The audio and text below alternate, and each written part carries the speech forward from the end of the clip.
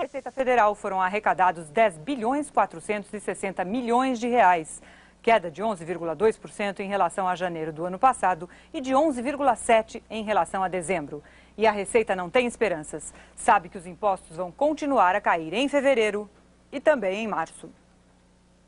Operação de guerra para impedir o vazamento de um cargueiro na costa de Oregon, nos Estados Unidos. Os técnicos usaram dinamite para queimar o óleo dentro do navio, mas o cargueiro não pegou fogo. Agora, com uma tempestade a caminho, ele pode se partir ao meio. Um incêndio numa delegacia russa mata 23 pessoas. A polícia suspeita do envolvimento da máfia local. Enterradas em Kosovo as 40 vítimas do massacre da Vila Hachak. Eles morreram há 3 semanas e só ontem os corpos foram liberados. Enquanto isso, na França, as negociações entre sérvios e albaneses apenas engatinham. Encontrado na França o corpo da 11ª vítima da pior avalanche dos últimos 90 anos. Hoje, outra avalanche de menor intensidade provocou estragos em mais um chalé e interditou a estrada que leva à estação de Chamonix. Com a temperatura em queda, dificilmente serão encontrados mais sobreviventes.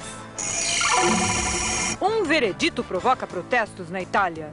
O Tribunal de Recursos de Roma absolve um homem acusado de estupro, alegando que seria impossível praticar violência sexual em alguém que estivesse usando jeans. Noi abbiamo avuto l'iniziativa dei jeans. Revoltadas, deputadas lideradas pela neta de Mussolini, Alessandra, foram ao parlamento de jeans pedir a anulação da sentença. Elas prometem fazer a greve da saia até que a justiça volte atrás. 60 pessoas que estavam no barco que afundou ontem à noite no Rio Madeira estão desaparecidas. Não se sabe ao certo quantos passageiros estavam a bordo. Estima-se que eram cerca de 180. As equipes de resgate continuam procurando sobreviventes. Por telefone, a repórter Ivonete Gomes tem as informações. As buscas no Rio Madeira foram suspensas no início da noite. Homens do Corpo de Bombeiros de Rondônia aguardam a chegada de uma embarcação da Marinha com equipamento para rastrear o fundo do rio. O barco Ana Maria VIII está a 20 metros de profundidade. 119 pessoas foram resgatadas com vida e estão alojadas em escolas e unidades de saúde no município de Manicoré, no Amazonas. 3 corpos foram retirados da água. O Corpo de Bombeiros estima que 60 pessoas ainda estão no fundo do rio, a maioria crianças. Nenhum passageiro dos 5 camarotes ocupados foi encontrado até agora. Além dos passageiros, o barco levava 2 automóveis, 2.000 litros de óleo diesel e toneladas de alimento. O barco Ana Maria VIII saiu de Porto Velho rumo a Manaus às 8 horas da noite de terça-feira. Afundou na metade do caminho por volta das 10 horas da noite de ontem, a 700 quilômetros de Manaus. Daqui a pouco, ao vivo do Rio de Janeiro, os ensaios das escolas de samba e a surpresa das baterias. E a seguir, Minas Gerais e o governo federal não param de brigar. Todas as contas bancárias do estado estão bloqueadas. Futebol, alegria do Inter, tristeza do Grêmio. São os 2 arquirrivais brigando pela Copa Sul. Lindo, lindo, lindo, é um país menino, só tá começando.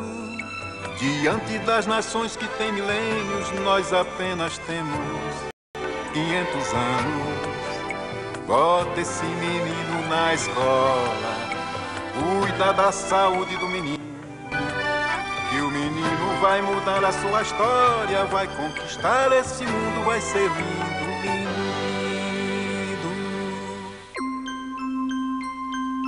lindo. O Banco Itaú criou o Disque Itaú para ouvir e aprender com seus clientes.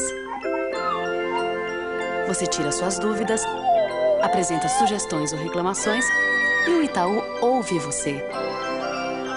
Porque ouvir é muito importante para o crescimento da gente. Muito importante mesmo.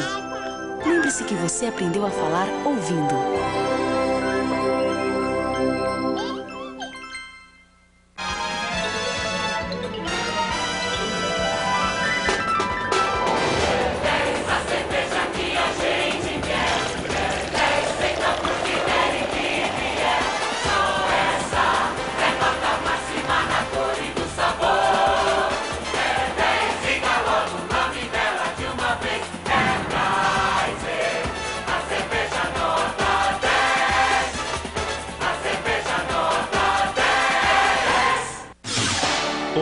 em Intercine, Tom Berenger.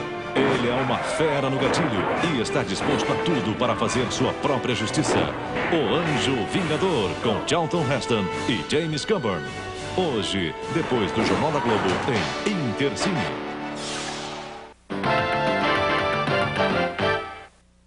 O presidente Fernando Henrique marca o encontro com os governadores.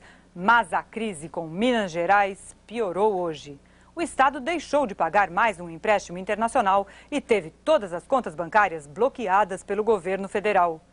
A reação de Itamar Franco veio por escrito. Foram duas notas oficiais. Na primeira, o governador Itamar Franco acusa o governo federal de cometer uma violência contra o povo mineiro ao bloquear as contas do estado. Na segunda, o governador convoca o alto comando da Polícia Militar para uma reunião amanhã no Palácio da Liberdade, sede do governo.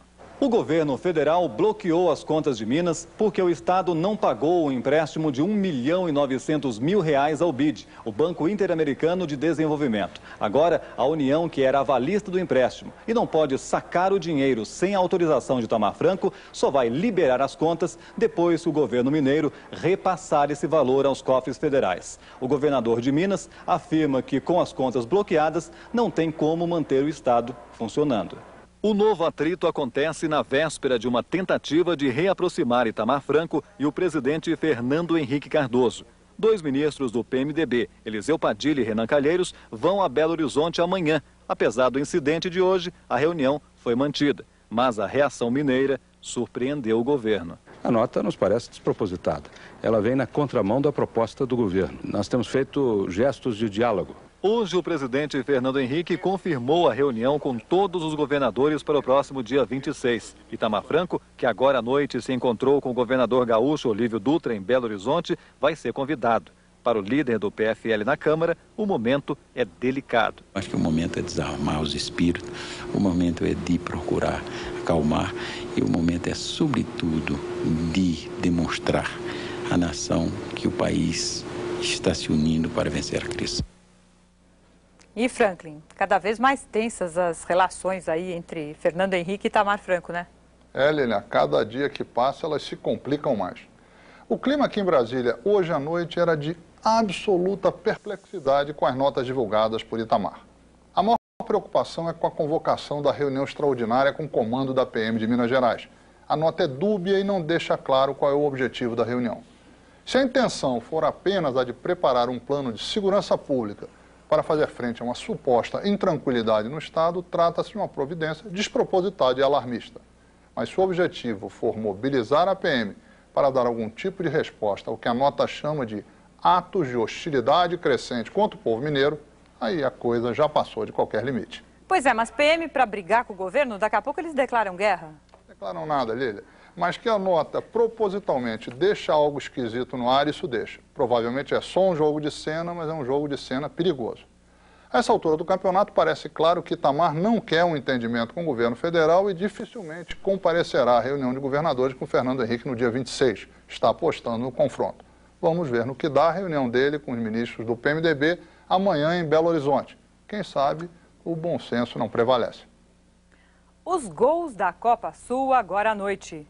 Mais de 1 milhão de crianças ainda sentam em bancos que não são de escolas. Mas esta realidade já começou a mudar. Em 98 foram matriculadas mais 1.600.000 crianças. Senhor Prefeito, a sua participação é fundamental para que esse trabalho continue. Não deixe faltar vagas nas escolas públicas da sua cidade. Colocar toda criança na escola depende de você. Toda criança na escola. Ministério da Educação. Brasil. Para não ficar ardendo que nem pimenta malagueta, não esqueça do protetor solar. Na Santa Marta tá baratinho. Óleo, cenoura e bronze, só R$ 6,65. Bronzeador Tanotton, só R$ 3,45. Copertone loção Fator 15, R$ 9,15. Noscote Fator 8 ou 15, só R$ 4,35. Saúde. Drogaria Santa Marta.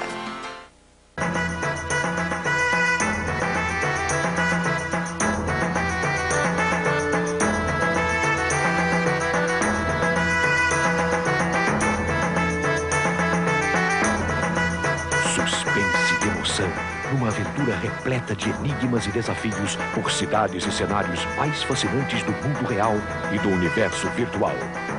Bizantini, o Império da Traição. O novo CD-ROM da Globo Multimídia. A Volkswagen sempre confiou no Brasil. E não vai deixar de confiar. A gente sabe que o momento é difícil, mas tem certeza que vai passar. É hora de colaborar. Vamos manter o dólar a R$ 1,29 na venda do Passat, Passat Variant e o novo Golf, com o valor da nota fiscal de fábrica. Veja bem, isso não é uma promoção. É a Volkswagen fazendo a sua parte para ajudar a tempestade a passar. Oscar 99. O Brasil presente na maior festa do cinema mundial. Central do Brasil.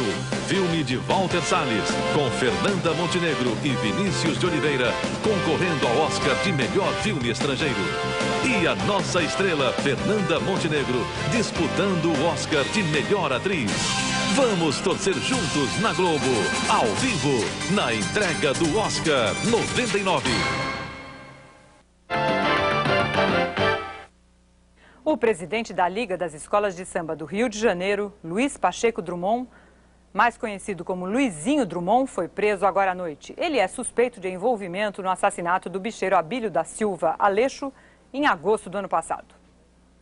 Faltam 3 dias para o desfile na Marquês de Sapucaí e as escolas de samba fazem os últimos ensaios no Rio. Este ano, as maiores surpresas devem estar nas baterias. E parece que a crise não ameaça não o glamour do carnaval mais rico, mais bonito e mais animado do mundo. Mais de 20 milhões de reais, noites a fio costurando as fantasias, meses de trabalho em cada alegoria. Agora falta pouco para a maior festa popular do mundo. O Salgueiro entra na passarela do samba cantando os 400 anos da cidade de Natal. A novidade da escola vem antes do início do desfile. A bateria vai esquentar com a música do padre Marcelo Rossi. Vai ser o sacro em ritmo profano.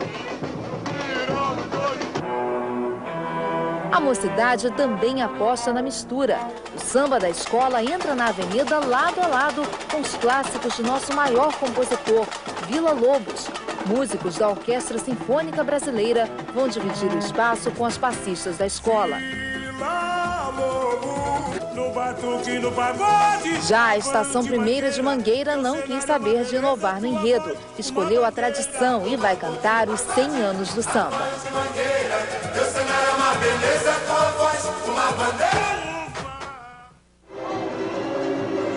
Já a Beija-Flor de Nilópolis, campeã no ano passado junto com a Mangueira, esse ano vai tentar o bi, levando para a avenida uma homenagem à cidade mineira de Araxá. Nesse momento acontece aqui na quadra da escola o último ensaio dos componentes. Mas mesmo quem não vai desfilar pela escola está por aqui, olha só. Uma verdadeira multidão acompanha os ensaios da Beija-Flor, atraída por esse som da bateria.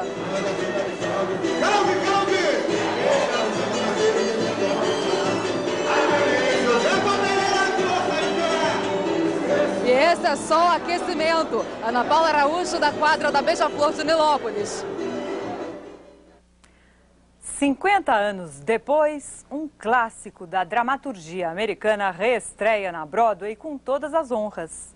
Mesmo em tempos de prosperidade, A Morte do Caixeiro Viajante, de Arthur Miller, é sucesso garantido. A peça tem 50 anos. O autor, 83. Os dois estão sendo festejados novamente na Broadway. Arthur Miller faz parte da geração de dramaturgos mais famosos dos Estados Unidos. Durante um breve período, foi mais conhecido como a metade intelectual de Marilyn Monroe. A peça que agora volta à Broadway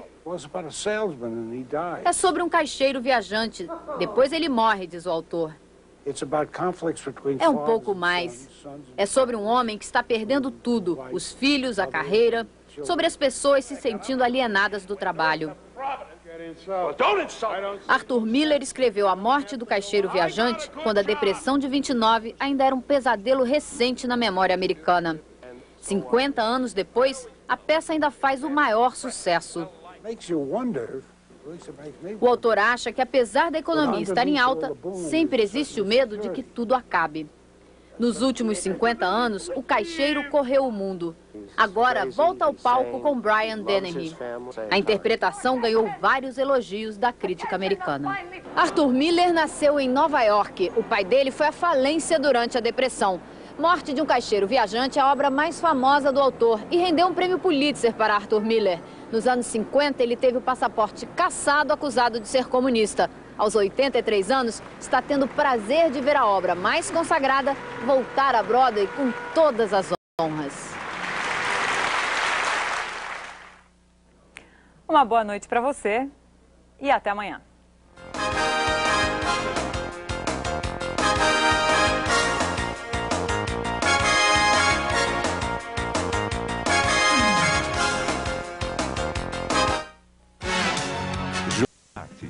Os acadêmicos do Viagra, as alas das grandes reportagens e dos ídolos americanos, a comissão de frente da produção nacional e as porta-bandeiras de uma pergunta que ainda dá samba. A virgindade já levou mesmo sumiço?